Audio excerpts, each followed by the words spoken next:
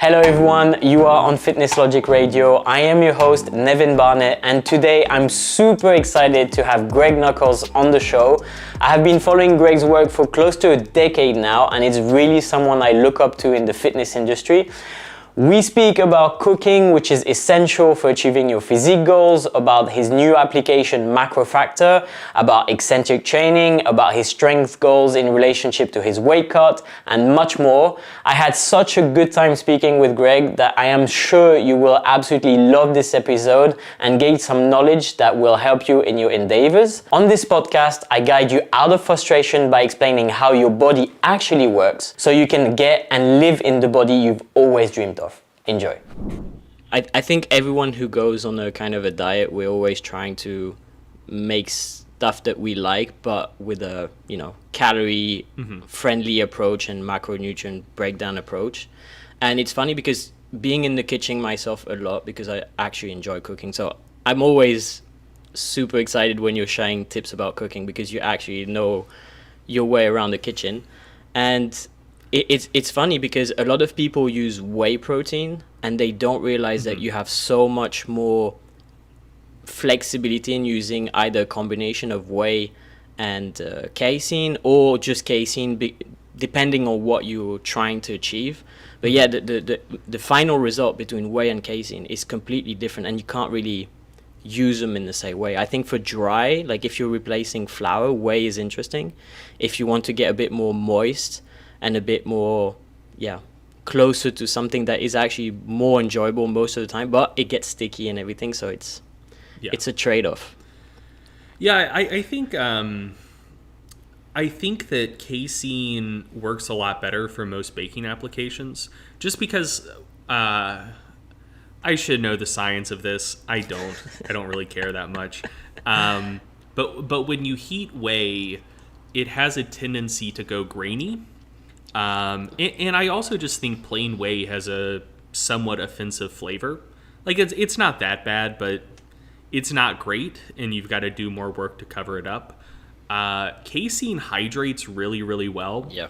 And it will maintain a more tender texture when it's cooked, and hold on to water really well. So if you're trying to make some sort of relatively moist baked good, casein behaves really well.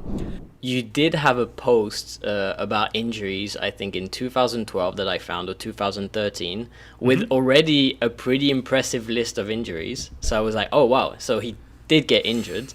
So my question is, are these injuries mostly related to strength training, or did you mostly hurt yourself during your football career and everything, and they translated after in your lifting career? And can you get strong without getting injured? That's kind of my question. So in the long list of physical limitations I have, really, I guess only the back was a lifting related issue.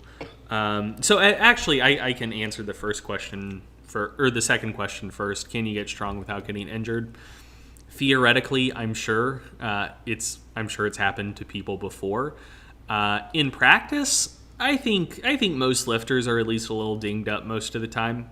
There was a study out of, I think it was Norway. It was somewhere in Scandinavia. I think the lead author was Ekblom, if memory serves. But they were looking at competitive powerlifters, and both how many of them reported an injury at the moment in time that they were filling out a survey, like the survey, and how many of them had sustained an injury within the last year.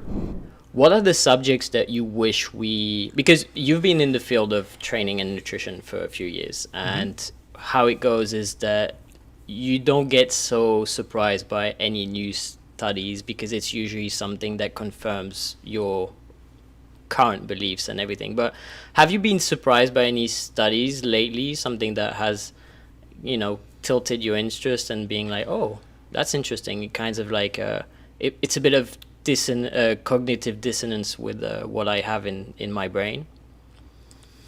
I'll tell you the last thing that really surprised me, and that is the red light therapy research. So I'd been getting Facebook ads for like red light therapy devices. You can actually see it here. Just Oh, you have one? Yeah. Oh, hell yeah. But yeah, I'd been getting ads for red light therapy devices for like 5 years on Facebook.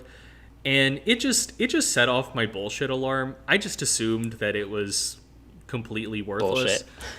And then a red light therapy study came up in the Mass Journal Sweep. I think it was looking at like recovery after resistance training or recovery between sets and like multi-set volume tolerance, one of the two.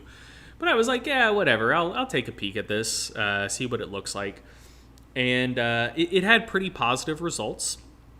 So I wanted to see like, well, okay, is this a situation where it's just like one lab getting positive results, where maybe they're getting some funding from a company that makes this particular device? Don't you think you have a slight bias in thinking if I'm losing weight, I'm losing strength in a sense, or I'm going to be not as strong? No, not really.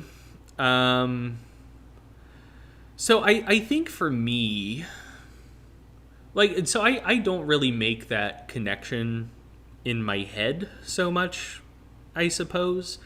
For me, honestly, a lot of it just comes down to like mechanics. So as I mentioned, yeah. I bench reverse grip, and that's mental. Dude, no, it's the only belly dominant bench press. So the thing about reverse grip is you can touch it way lower than you can a pronated grip. Like I touch my pronated grip bench press somewhere in the neighborhood of my xiphoid process, maybe like an inch below, something like that. I mean, when my reverse grip form is really dialed in and I've got a great bloat going, I'm touching the bar maybe like 3 inches away from my belly button.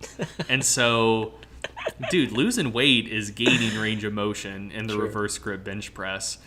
And I don't know, like, I don't think weight affects my pronated grip bench press as much, but I kind of think that if I'm going to hit 500, it's going to be reverse grip, and that's a different animal at 200 than it is at 250, 260. And for the squat, a lot of it's just control, man. Like if you have somewhere, I mean, even at this point, like I've squatted 765, but for me, if I get north of 650, it scares me a little bit from a control perspective. Yeah. Like if you misgroove it, or the bar whips in just the wrong way, you can lose it in an instant. And the more you weigh, the more counterbalance you have against that. Like the more inertia your body has to kind of protect yourself against the vicissitudes of the bar. If you want to listen to the rest of this amazing conversation, just go to your usual podcast platform. All the links to listen to FitnessLogik Radio are available just below.